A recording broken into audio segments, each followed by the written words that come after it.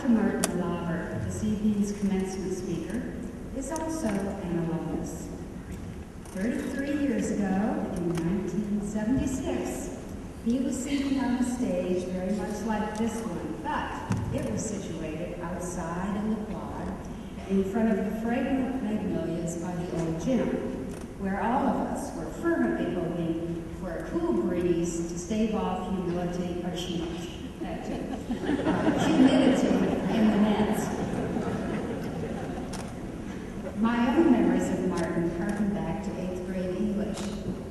I remember him vividly as a wiry boy, possessed of exceptional intellect, nearly insatiable curiosity, and even then, a very dry sense of humor.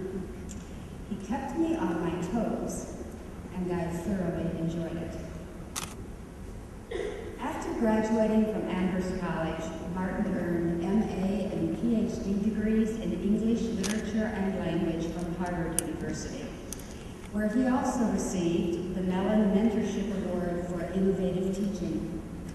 In 2004, he went on to earn another MBA from the Kellogg School of Management at Northwestern.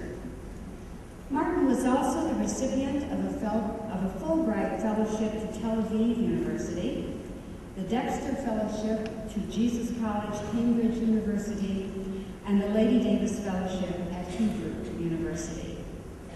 Currently, Martin, his wife Marie, and their children Donna and Ilan live and share their time between Tel Aviv and Savannah. Martin serves as board chair of the Georgia Conservancy and a board member of the Ossabaw Island Foundation, the Skidaway Institute of Oceanography, and the Coalition of Environmental Jewish Leadership. In addition to these and other commitments, he has been an active member of the Savannah Country Day community, currently serving on the Board of Trustees, and last year delivering the keynote address at the groundbreaking ceremony for the LEED certified lower school. As a third-generation member of the Melaver family, Martin serves in both a professional and cultural capacity, ensuring that the values and ethics of the Melaver family are translated into tangible, practical, and sustainable vision. Since becoming the CEO of the family business in 1992, he has been the driving force behind the company's commitment to balance a triple bottom line of social, environmental, and financial return. Martin was a pioneer in sustainable development and design long before that practice gained popular appeal. Under his leadership, Melaver Incorporated developed one of the first LEED certified buildings on the National Historic Register, as well as the first all-retail LEED certified shopping center in the country, which is right here in Savannah. While building a profitable business and creating shareholder value are common business goals that Martin has certainly achieved, what is uncommon about his success is that it was reached without sacrificing integrity and personal values. He exemplifies the balance between doing well and doing good. His recent book, Living Above the Store, demonstrates how to adopt a business model that provides for economic success while contributing to society and the environment. How to shape a business culture that is restorative to a workforce by helping employees realize their highest potential. How to leverage an ethos within a business that ripples outward to foster restoration of both land and community. And how to embrace the notion of limits to growth. Martin is a visionary, a community leader, an entrepreneur, and a world traveler. He is an author, a husband, a father, a friend. It is my great pleasure to introduce to you this evening's commencement speaker, Dr. Martin Melaver.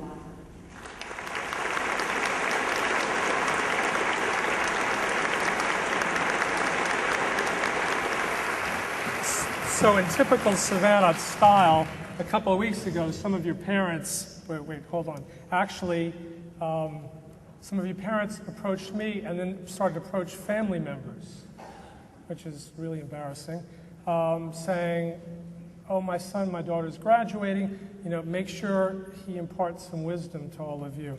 And, I'm sitting there going, well, good luck there. And because I really don't have much there at all, I'm coming here to graduation tonight, listening to some treacly song by Rod Stewart, I think, on the radio, and it finally hit me I actually do have some wisdom. I was thinking that most of you have spent years delivering papers and having them revised and further revised. Some of you have spent almost your entire lives doing that. I probably hold the record for the most revisions for a Beulah Harper English paper years ago, and probably have lived nightmares thinking, have I handed it in yet? Did I do it right? So basically the delivery is, if years later someone comes to you and says, how about coming back to the school to deliver a paper? And it's coming from your 8th grade teacher who gave you the worst grade in your entire life, you run for the hills. But that does link to what I want to talk tonight, which is lessons from place. And everything we know, this place teaches us.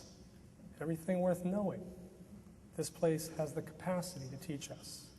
This place, school, community, faculty, family and friends, the larger community, business and nonprofits and faith-based communities, academics, and beyond that to the encompassing surroundings, beautiful historic buildings, salt marshes, home to 1/3 of all the salt marsh on the entire East Coast, barrier islands, historic places like Vernonburg and Pinpoint. This place, everything we know, this place teaches us. Now that's a pretty odd thing to say, particularly following on Zach's comments using, Dr. Seuss and, the places you'll go. And when we talked a couple of months ago, one of the common themes was, can't wait, ready to cut loose, get out of here. And it echoed my own sense a while back, dusting the sand off my Tybee sand off sort of cut off corduroys and getting the hell out of Dodge. And yet here I am, back here over 30 years later, preaching about place. So let's dwell on place for a minute. And I'd like to focus on just one aspect, the longleaf pine, which is probably about as tedious a topic as you can imagine. The longleaf pine forest, which blanketed all of Savannah several hundred years ago. I'm guessing that some of you probably have seen a longleaf pine. There are probably very few up here, and probably very few have seen a full forest. And if you haven't, it's a gem. It's a cathedral of trees.